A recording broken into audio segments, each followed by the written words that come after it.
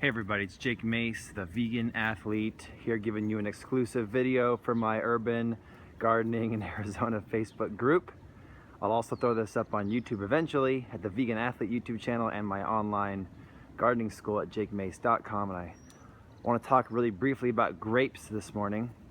Pam, my wife, and I traveled to a few vineyards in Sonoma County in Napa Valley last summer, and she likes to sample and taste the wine, and I like to learn about the grapes and the grapevines and these world-class gardeners who keep these multi-million-dollar vineyards open and thriving. And one thing that they said to me was that grapes only grow on the new growth. So pruning a grapevine is very important. And if you let your grapevine go crazy and get really big and branchy, and then it fruits and starts to leave out, it'll always fruit less compared to if you prune it appropriately. So I wanted to show you guys how Pam and I pruned our grapevines here. We have 22 grapevines on the property here in Tempe, and this is one of them. So last year we let this guy get really bushy. The thought was he would bush out and shade himself, but we didn't have very many grapes, only like 1 or 2 clusters.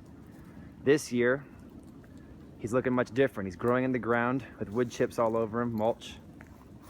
And you can see how the brown trunks, the brown branches are all the old dead growth that looked dead all winter.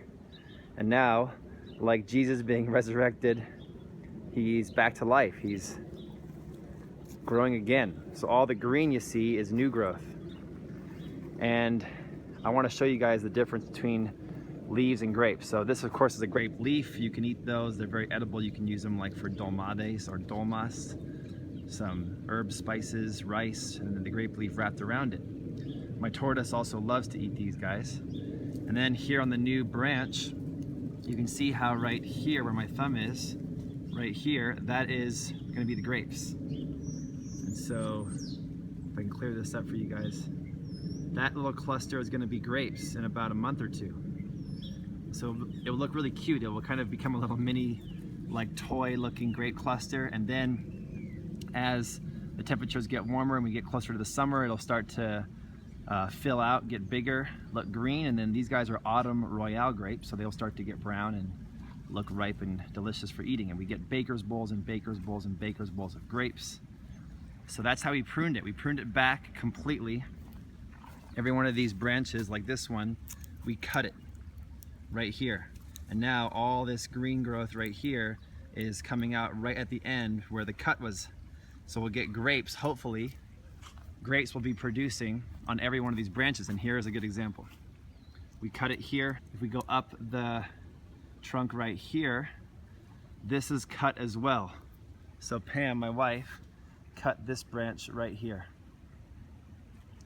Right there where my finger is, right there. And now this green new growth is growing out from where we cut it. And lo and behold, this branch came out here, boom. Grape cluster.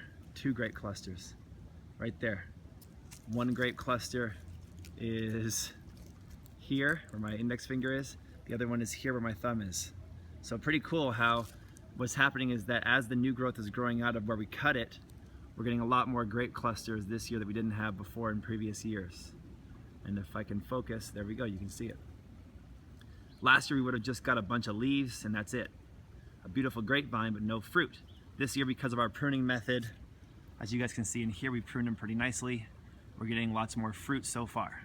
So I'm pretty excited about this. We did this 22 times to every grapevine, and hopefully we'll get a ton of fruit, more grapes than ever before.